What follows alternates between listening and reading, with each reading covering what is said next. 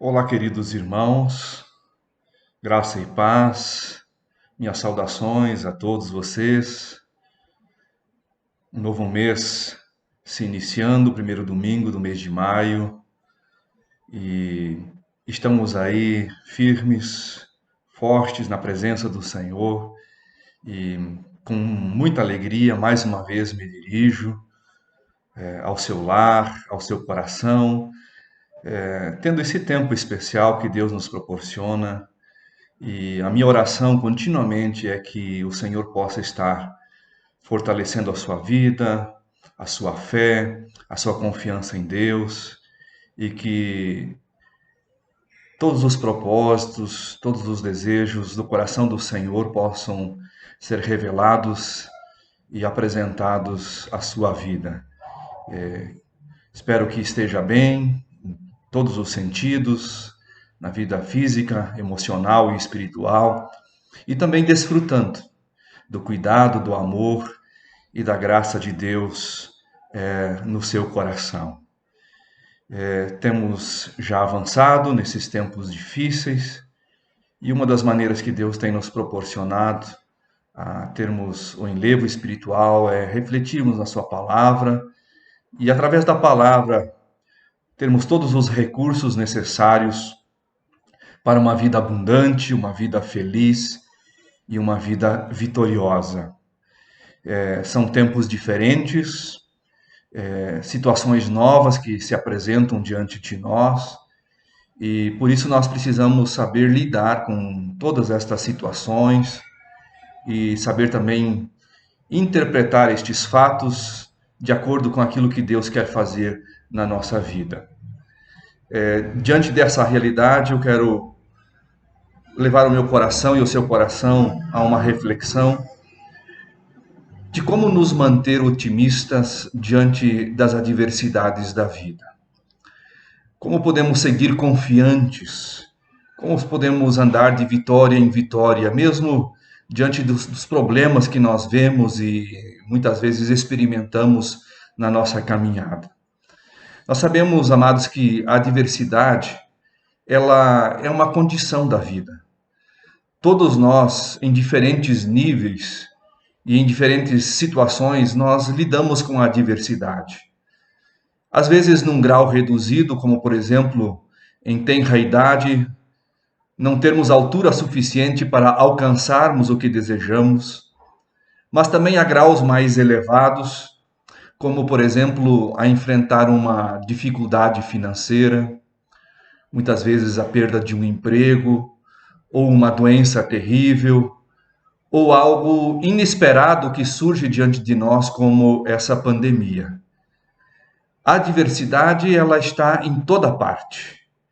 Todas as pessoas, elas têm dificuldades para superar as adversidades e têm problemas a resolver num determinado momento ou, inclusive, num determinado período da sua vida.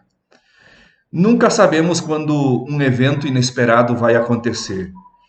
E, sobretudo, quando esses momentos ruins ocorrem, pode ser um tempo difícil para nos mantermos otimistas. Quando as dificuldades acontecem num primeiro momento, podemos ter um impulso para pensar de forma negativa e até aí tudo bem. No entanto, à medida em que os dias vão passando e as dificuldades elas não diminuem, pelo contrário, elas se avolumam e as situações elas começam a se prolongar, o pessimismo pode começar a assombrar o nosso coração e a nossa mente. E quando isso acontece, para além da própria adversidade, acrescentamos um outro problema, que é o pensamento derrotista. E instala-se, então, nesse momento, um duplo problema que nós precisamos passar a lidar.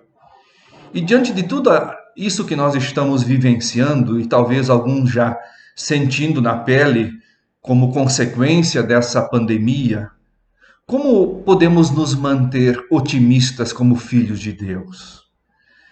Como pensar em algo que Deus possa nos fazer para nos sustentar e para ser o nosso socorro.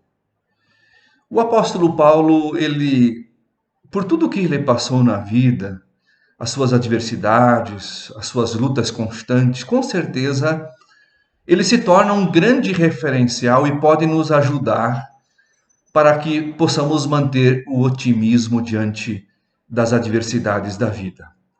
Quero usar o texto de Romanos 8, o verso 1, e depois o verso 31 ao 39, onde o apóstolo Paulo nos leva a enfrentar as adversidades da vida. Romanos 8, o verso 1 diz assim: Portanto, agora nenhuma condenação há para os que estão em Cristo Jesus, que não andam segundo a carne, mas segundo o Espírito. No verso 31, ele diz: Quem intentará acusação contra os escolhidos de Deus? É Deus quem os justifica. Quem é que os condena? Pois é Cristo quem morreu ou antes ressuscitou dentre os mortos, o qual está à direita de Deus e ele intercede por nós. Quem nos separará do amor de Cristo? A tribulação, ou a angústia, ou a perseguição, ou a fome, ou a nudez, ou o perigo, ou a espada?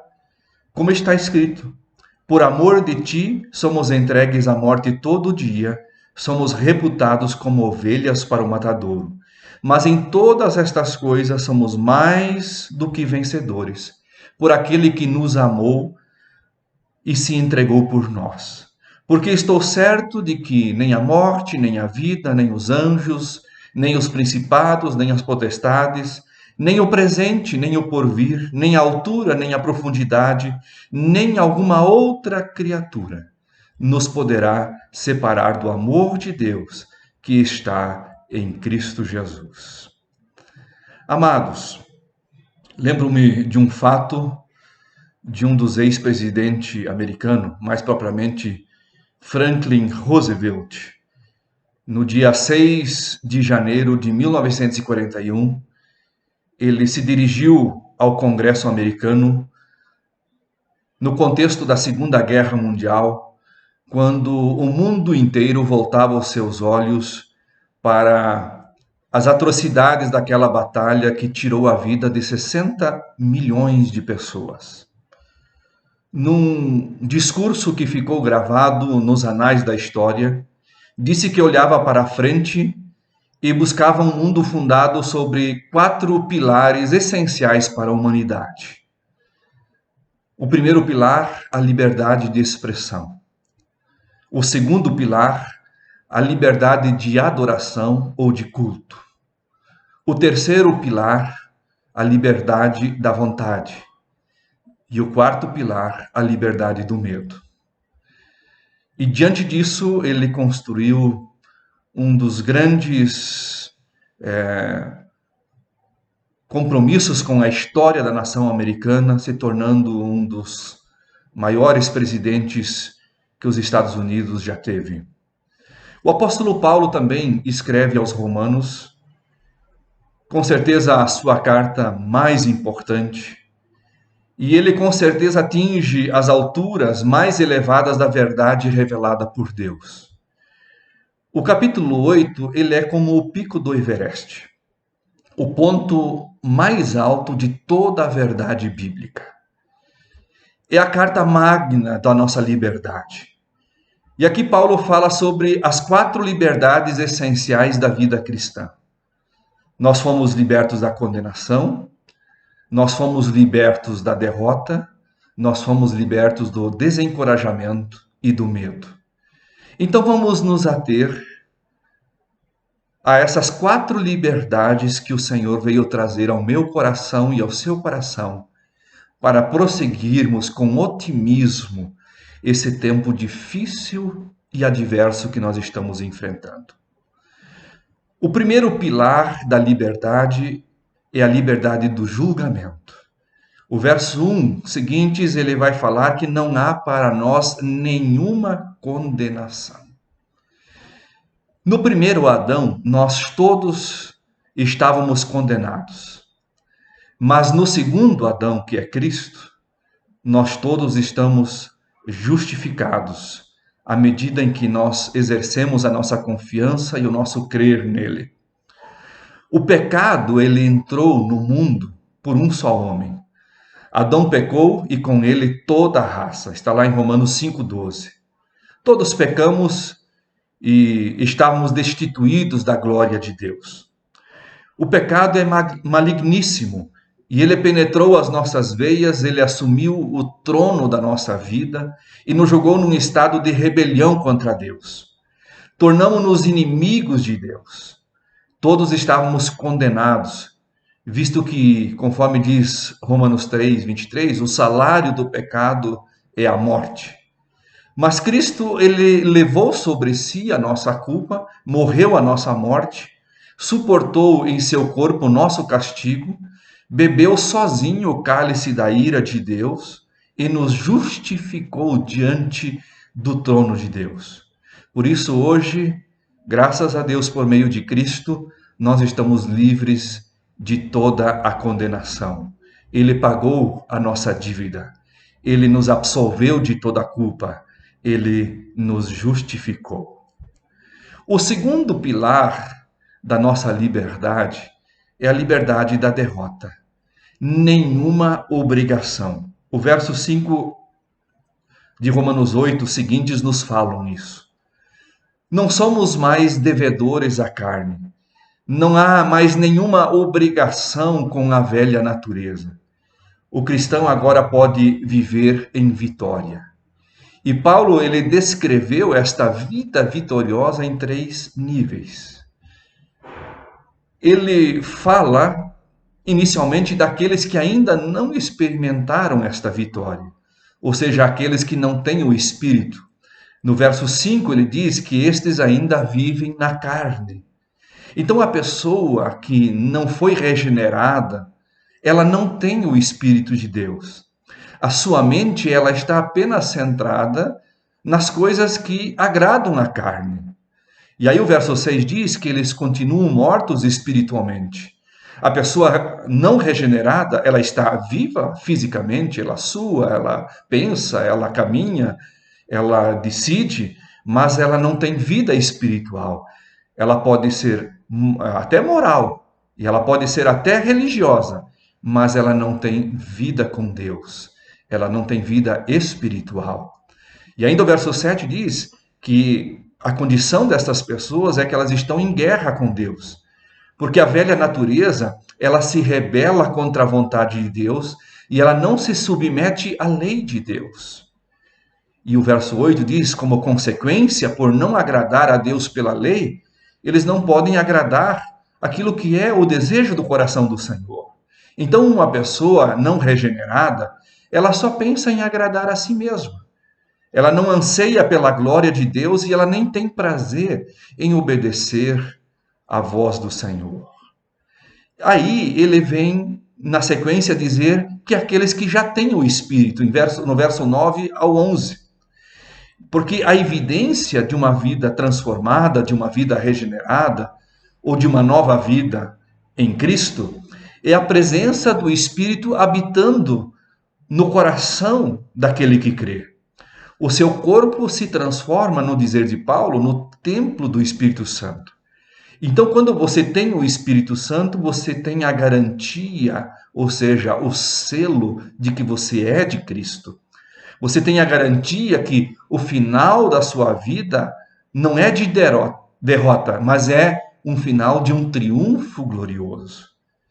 E aí ele vai dizendo no verso 14 de Romanos 8, que este Espírito que nós temos é o espírito de adoção. Porque nós não somos escravos, sem liberdade e sem direitos. Nós passamos a ser filhos de Deus por adoção e por geração. E somos filhos de Deus também como herdeiros. Então, tudo que é do Pai também passa a ser nosso. Então, nós possuímos a própria riqueza de Deus. E ainda no verso 14, ele diz que ele é o espírito da direção. Nós não andamos mais errantes, confusos, perdidos, sem saber para onde nos estamos dirigindo, porque agora o Espírito nos guia. e só os que são guiados pelo Espírito de Deus são filhos de Deus. Então o Espírito nos guia e ele também nos testifica que nós passamos a ser filhos de Deus. A terceira liberdade que a nossa vida ela se alicerça é a liberdade do desencorajamento. No verso 18, ele diz, no capítulo 8 de Romanos, que nós não temos mais nenhuma frustração. E Paulo, ele passa a tratar aqui com o problema do sofrimento e da dor. Ele contrasta o sofrimento presente com a glória futura. E ele menciona aqui 3 gemidos. Ele fala inicialmente do gemido das duas criações. A antiga, que é a natureza, e a nova criação, que é a igreja. Elas sofrem juntas e juntas elas serão glorificadas no final. E também ele fala do gemido do Espírito Santo. Vamos então analisar esses 3 gemidos. Inicialmente o gemido da criação, no verso 18 ao 22. Quando Deus concluiu e terminou a sua obra da criação, ele disse, ele viu que tudo era muito bom. Mas hoje, a criação está gemendo. Há sofrimento, há morte, há dor e gemidos. Há sofrimento, há choro, há enfermidades, há escassez, há vaidade, há escravidão, há corrupção, há angústia. Mas esse gemido da criação não é o gemido de alguém que está morrendo, mas é como o gemido de uma mulher que sofre as dores de parto. Depois do gemido vem a alegria. A criação, meus amados, vem gemendo, porque ela aguarda a revelação dos filhos de Deus, a gloriosa segunda vinda de Cristo. Nós vamos participar da glória de Cristo e a natureza, ela vai participar juntamente conosco desta glória. Depois, o apóstolo Paulo, ele prossegue na sua análise, falando destes gemidos, e ele fala então do gemido da igreja. E quando ele fala do gemido da igreja, ele diz que nós não gememos por causa da fraqueza do nosso corpo, mas ele diz que nós gememos por causa da presença do pecado em nosso ser. Nós gememos porque, embora nós fomos libertos do poder do pecado, da condenação do pecado na justificação e do poder do pecado na santificação, ainda não somos libertos da presença do pecado, porque esta liberdade ela vai acontecer somente na glorificação. Então nós gememos porque já experimentamos as primícias do Espírito e já sentimos o gosto da glória por vir. O Espírito em nós é mais do que uma garantia da glória, é o antegozo dela. Nós gememos porque antevemos o gozo do céu e desejamos ardentemente ser revestidos de um corpo de glória e chegar logo em nossa pátria, em nosso lar, que é o céu. Nós gememos porque o melhor ainda está por vir. Nós gememos aguardando este glorioso e maravilhoso dia. Depois o apóstolo Paulo, ao falar do gemido da natureza, do gemido da igreja, ele fala também do gemido do Espírito Santo, no verso 26 seguintes. Por que ele fala do gemido do Espírito Santo? É porque Deus ele se importa conosco. Ele não despreza você por causa das suas fraquezas, mas ele diz que o Espírito de Deus nos assiste. Ou seja, o Espírito Santo, ele intercede por cada um de nós. E o verso 26 nos diz que ele intercede intensamente. Ou seja, de uma forma surpreendente, de forma sobremaneira. E isto é uma expressão de intensidade, com toda a força. Ele também intercede por nós agonicamente, com gemidos inexprimíveis. Ele não encontra uma língua para articular a sua intensa e agônica oração. E ele também, no verso 27, diz que ele intercede de forma eficaz, segundo o querer, segundo o propósito e a vontade de Deus. Nós precisamos nos desencorajar nas lutas, porque sabemos que Deus ele está trabalhando as circunstâncias da vida para o nosso bem.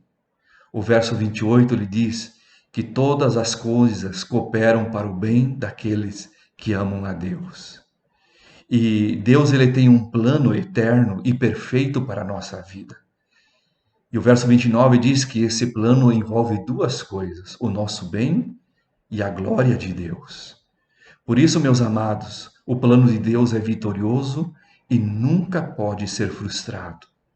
Deus ele nos conheceu, Deus ele nos escolheu, Deus ele nos chamou, ele nos justificou e também nos glorificou. A quarta liberdade que o Senhor trouxe à nossa vida e aonde nós estamos alicerçados é que nós somos libertos do medo. Não existe nenhuma separação. O verso 31 diz que não há nenhuma condenação para aqueles que estão em Cristo Jesus. A ênfase aqui é a segurança que nós temos a partir do encontro com Cristo, por estarmos dele. Nós não precisamos mais temer o passado, porque nós já fomos justificados e nenhuma condenação há para os que estão em Cristo Jesus. Nós não precisamos temer o presente, porque Deus está no controle da nossa vida, dirigindo todas as coisas para o nosso bem. Não precisamos temer o futuro, porque nada e ninguém pode nos separar deste precioso e grande amor de Deus. O verso 38 e 39. Paulo então conclui, queridos, esse capítulo de uma forma magistral, fazendo 5 perguntas. Se Deus é por nós, quem será contra nós? Deus é por nós como protetor, como provedor e como justificador. O Pai por nós, ele provou isso, nos dando o seu Filho e trabalhando todas as coisas para o nosso bem.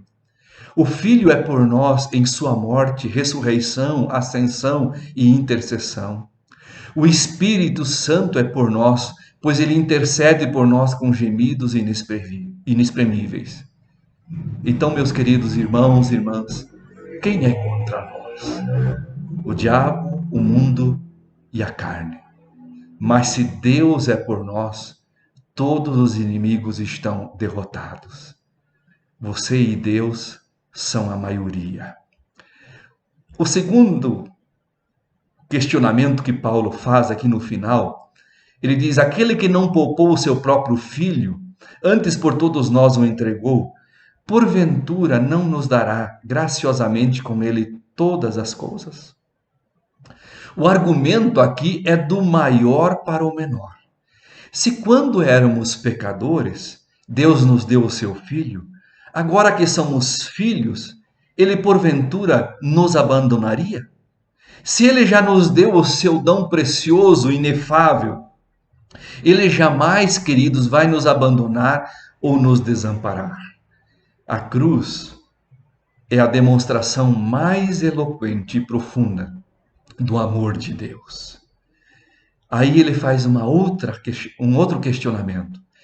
Quem intentará acusação contra os eleitos de Deus? Nenhuma acusação poderá ser levada em conta se Jesus Cristo, o nosso advogado, nos defende e se Deus, o justo juiz, já nos declarou justificados. É impossível amaldiçoar, quanto mais condenar aqueles a quem Deus, já no seu coração, decidiu abençoar. E aí ele ainda questiona: quem nos condenará? Às vezes, o nosso coração tem a tendência de nos acusar. O mesmo fazem os nossos críticos, muitas vezes os inimigos, todos os demônios do inferno nos acusam, porém a sua condenação não tem sentido. Sabe por quê, meu querido? Por causa de Jesus Cristo. Paulo ele fala 4 coisas sobre ele. Daquilo que o Senhor, ele fez por nós. Ele morreu, ele ressuscitou, ele está hoje à direita de Deus e ele intercede por nós. Ele morreu pelos mesmos pecados pelos quais seríamos condenados. Por outro lado, Cristo ressuscitou para provar a eficácia da sua morte. Agora ele está sentado à direita de Deus, de onde desempenha o seu ofício de advogado celestial. E de fato nós podemos hoje com todas as forças dizer: agora nenhuma condenação há para aqueles que estão em Cristo Jesus. E aí ele conclui: quem nos separará do amor de Cristo? É possível que tenhamos que enfrentar algumas agruras na vida, passar por vales escuros e trilhas estreitas. É possível que a pobreza nos atinge, a fome nos alcança, as perseguições nos firam, mas em vez de derrota, nós somos mais do que vencedores por meio daquele que nos amou. Nem as agruras da morte, nem os problemas da vida, nem os poderes sobre-humanos, nem o tempo, nem o espaço, nem qualquer outra criatura poderá nos separar do grande amor de Deus que está em Cristo Jesus.